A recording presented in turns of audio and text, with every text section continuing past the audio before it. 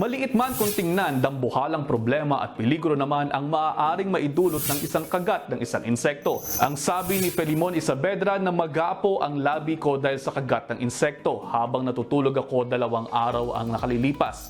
Nag-take po ako ng losartan as maintenance med. Kailangan ko po bang ng antibiotic para dito sa pamamaga ng labi? Ang kagat ng karaniwang insekto gaya ng ipis ay kadalasang mild lamang po ang epekto sa tao. Maaaring nagkakaroon ng kaunting pangangati at pamamaga na mayroong kasamang hapdi, pero nawawala rin ito matapos ang 1 o 2 araw. Pwede itong lunasan sa pamamagitan ng paghuhugas ng mga nakagat na bahagi gamit ang tubig at sabon. Pwede itong paghiran ng cream para mawala ang pangangati. May mga anti-itch na gamot din po gaya ng antihistamine na madali po ninyong mabibili. Ang antibiotic naman mga kapatid ay hindi laging kinakailangan, puwera na lamang kung magkakaroon kayo ng infection gaya ng cellulitis na karaniwang nakukuha sa kagat ng gagamba. Nakadepende rin po sa venom at klase ng insekto ang maaaring epekto nito sa ating katawan. May mga pagkakataong maaaring makapagpasa ng bakterya, ng virus o parasite ang kagat ng insekto gaya ng lamok. Ang mga insekto naman gaya ng putakti, bubuyog at antik ay maaari pong magdulot ng severe allergic reaction na tinatawag na anaphylaxis. Isa itong seryosong kondisyon na kung hindi natin maaagapan ay maaaring magdulot ng paralysis at pagkamatay.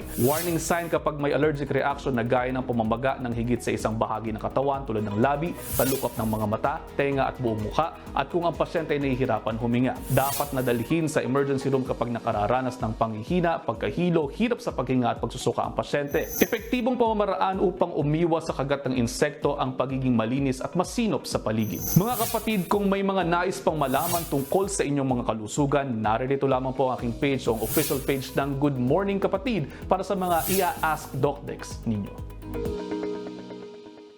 Mga kapatid, Justin Quirino po. Masayang kwentuhan at makapulahang informasyon ang hatid namin tuwing umaga. Kaya mag-subscribe na at mag-follow sa social media pages ng News 5.